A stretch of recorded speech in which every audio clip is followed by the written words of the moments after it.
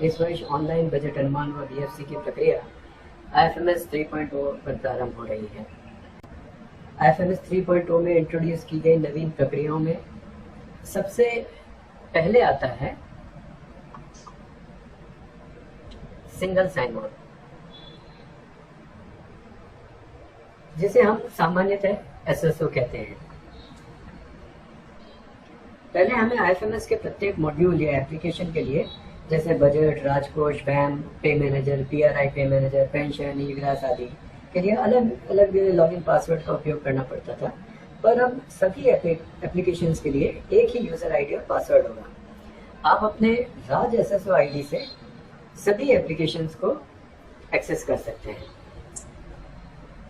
दूसरा जो नवीन कॉन्सेप्ट इसके अंदर लागू किया है वो है रोल असाइनमेंट का। SSO आईडी के साथ प्रत्येक एप्लीकेशन में अलग अलग रोल के साथ काम करना। जैसे एक व्यक्ति को अगर दो एप्लीकेशंस में दो अलग अलग रोल के साथ काम दिया गया है तो वो उसके अंदर काम कर सकता है।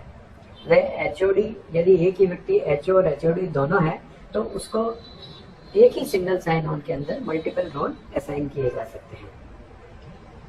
तीसरा जो BFC की संपूर्ण प्रक्रिया है उसको नवाचार करते हुए, जैसे बजट सर्कुलर में भी आपने देखा होगा, काफ़ी परिवर्तन किए गए हैं और इन सभी नवीन प्रक्रियाओं को, सारे परिवर्तनों को IFMS 3.0 में समाहित किया गया है। ये नया लिंक है जो रहेगा जब साइट ऑपरेशनल होगी तो ifms.rajasthan.gov.in।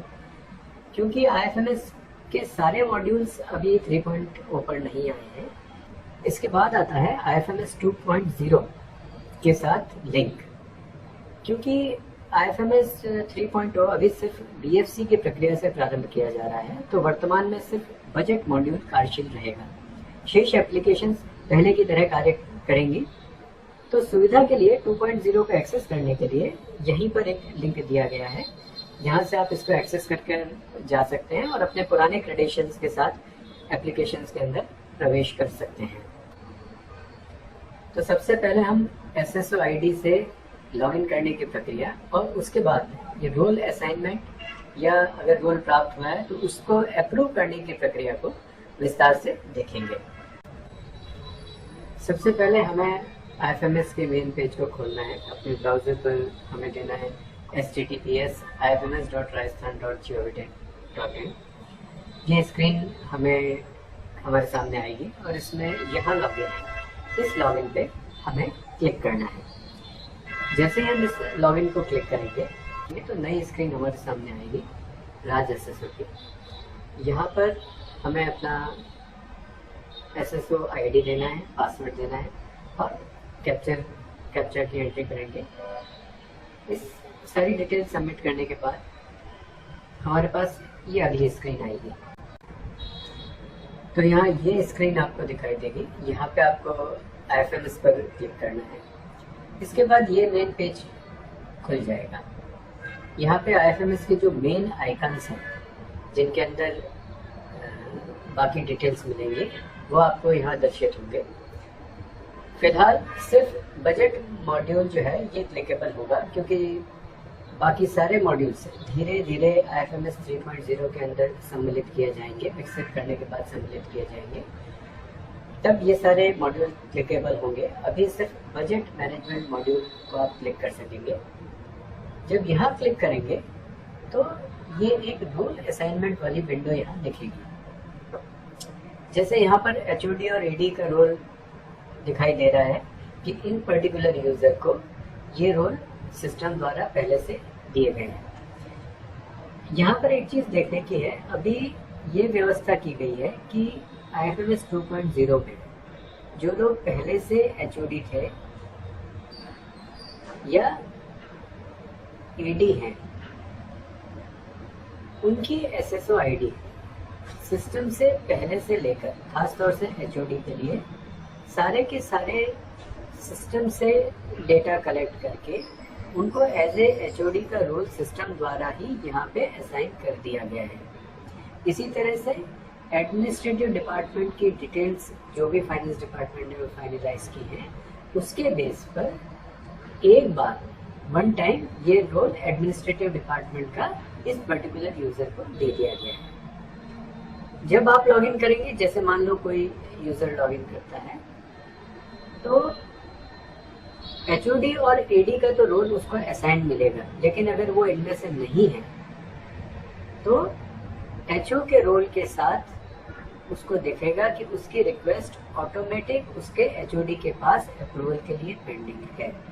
तो जब एचओडी लॉगिन करेंगे तो उनको अपनी स्क्रीन पे वो सारी रिक्वेस्ट दिखेंगी जो उनके पास अप्रूवल के लिए आई हुई है। कोई नया यूजर लॉगिन करता है और उसको दिखता है ये स्क्रीन, मान लो उसको नहीं आती है, तो डेफिनेटली वो किसी ना किसी मॉड्यूल पर क्लिक करेगा, जिसको हम आगे वीडियो में भी देख लेंगे। उसको क्लिक करने के बाद वो सिस्टम बताएगा कि अभी आपको कोई रोल असाइन नहीं है, आप नए रोल के लिए अप्लाई करें, तो वो व्यक्ति नए रोल के लिए वहाँ अप्लाई कर सकेगा।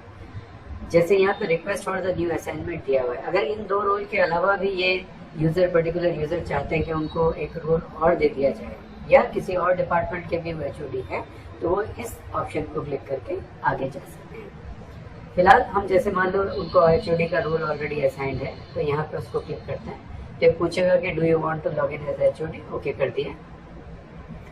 ओके करते ही ये स्क्रीन सिस्टम के सामने आ जाएगी।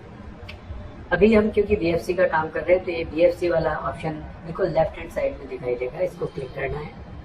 क्लिक करने पे ये स्क्रीन आएगी, बजट अनुमान प्रक्रिया, जो बीएफसी बजट एस्टिमेशन का प्रोसेस है बीएफसी के लिए। बजट सर्कुलर के अंदर आपने इसके डिटेल्स देखे होंगे, तो वहाँ पे फॉर्मेट्स और रिपोर्ट्स, दो मेन सेक्शंस के अंदर पूरे प्रोसेस को डिवाइड किया हुआ है।